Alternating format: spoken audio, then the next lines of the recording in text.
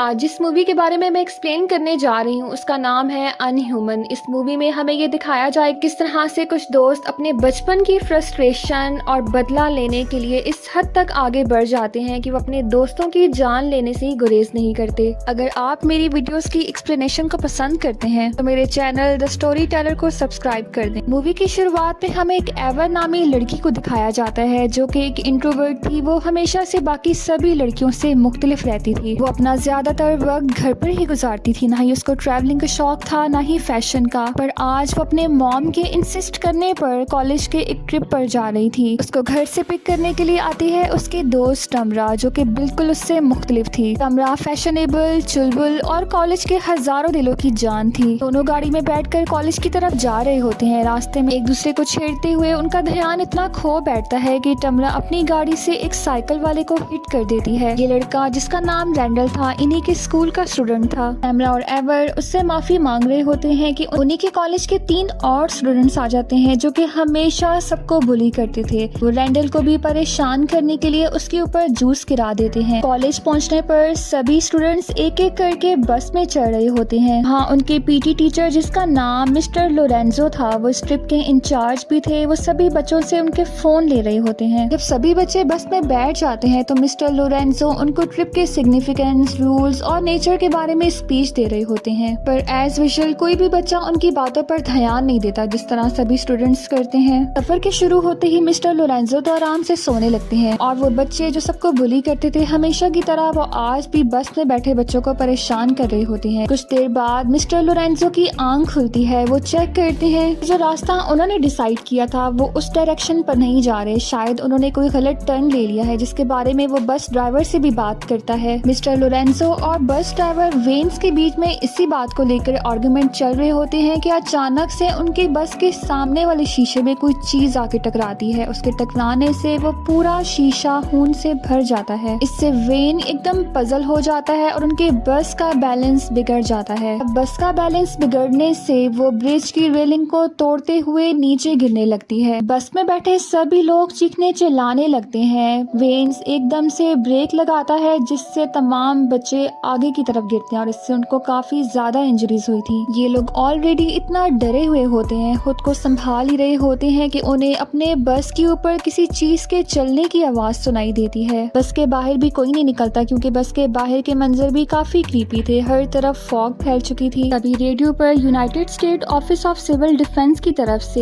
एक मैसेज दिया जाता है जिसमें बताया जाता है कि पूरे मुल्क में एक केमिकल रिएक्शन फैल चुका है। लोग खुद को अपने घरों में महफूज रखें और अपनी तमाम जरूरत की अशिया लेकर किसी भी करीबी स्टेशन पर पहुंच जाएं। ये खबर सुनते ही सारे बच्चे और ज्यादा खौफजदा होने लगते हैं। इसलिए मिस्टर लोरेंजो उनको काम डाउन करते हुए रेडियो ही ऑफ कर देते हैं। तभी अचानक बस के दरवाजे पर एक आदमी आकर नॉक करने लगता है। उसके हाथ खून से भरे हुए थे। सब स्टूडेंट्स दरवाजा खोलने पर मना करते हैं, लेकिन मिस्टर लोरेंजो को लगता था कि शायद कोई हेल्प मांगने के लिए आया है। सबने उनको बहुत समझाया मगर मिस्टर लोरेंजो को तो हीरो बनना था। जैसे ही दरवाजा खुलता है वो इंसान बिना कुछ बोले मिस्टर लोरेंजो पर झपक पड़ता है। उनके फेस, उनकी गर्दन को नोच खाता है। ये देखकर बस में एकदम खौफ का आलम था। सभी लोग बस के पीछे की तरफ भागने लगते हैं। लोरेंजो के बाद वो आदमी वेन्स पर अटैक करने के लिए आगे बढ़ता है। बाकी के तमाम बच्चे बस के पीछे वाले दरवाजे से बाहर की तरफ भागते हैं तो उस बस से बाहर निकल आते हैं मगर कुछ अंदर ही फंस जाते हैं। बाहर आकर एवर अपनी क्लास फेलो कैंडी को बचाने के लिए अपना हाथ आगे बढ़ाती है मगर वो आदमी उसको बस के अंदर खींच लेता है। इसलिए वो ना चाहते हुए भी उस बेचारी को बचा नहीं सकती। वो सातों बच्चे बस से दूर भागते भागते जंगल के बीच जा पहुंचते हैं, लेकिन अब तक उनको समझ नहीं आ रहा था कि ये सब आखिर चल क्या रहा है। ना ही वो ये समझ पा रहे होते हैं कि जिसने बस पर हमला किया है वो एक इंसान है या कोई और चीज। जब सभी अपना दिमाग लगा रहे होते हैं तो रैंडल उनसे कहता है कि हो सकता है जिसने हम पर अटैक किया है वो इंसान नहीं बल्कि ज़ोंबी हो, क्योंकि अभी जो हमने रेडियो पर ब्रॉडकास्ट सुनी है वो ब्रॉडकास्ट पूरे कंट्री के लिए थी। पर डैनी को रैंडल की बात से इत्तेफाक नहीं था। उसको लग रहा था कि वो इंसान कोई ज़ोंबी नहीं बल्कि कोई साइकोपैथ था। तभी रैंडल उनको जंगल के बीच में एक पुरानी बिल्डिंग की तरफ इशारा करते हुए कहता है कि हमें वहाँ पर चलना चाहिए। ये सातों बिल्डिंग के अंदर पहुँचते हैं, बिल्डिंग को एक्सप्लोर करने लगते हैं। बिल्डिंग के होलिये को देखकर तो ऐसा लग रहा था कि शायद किसी साइको किलर के रहने की जगह हो। अब एक जो ये समझदारी वाला काम करते हैं वो ये था कि बिल्डिंग के अंदर तमाम पड़ी वेस्ट मटेरियल से बिल्डिंग की सारी खिड़कियां, सारे दरवाजों को अच्छे तरीके से सील कर देते हैं। उसी वक्त एवर की नजर खिड़की से बाहर जाती है। वो देखती है कि कैंडस खुद को किसी तरह उस ज़ोंबी से बचाकर वहाँ से भाग निकली थी। उसको बचाने के लिए अपने सभी दोस्तों को दरवाजा खोलने को कहती है, लेकिन सब लोग उसको इसके लिए मना कर देते हैं क्योंकि वो ज़ोंबी अभी भी बाहर था और किसी भी वक्त आकर इन पर अटैक कर सकता था। पर एवर अपनी दोस्त कैंडस को इस तरह से बाहर नहीं छोड़ सकती थी। वो चिल्ला कर कैंडस को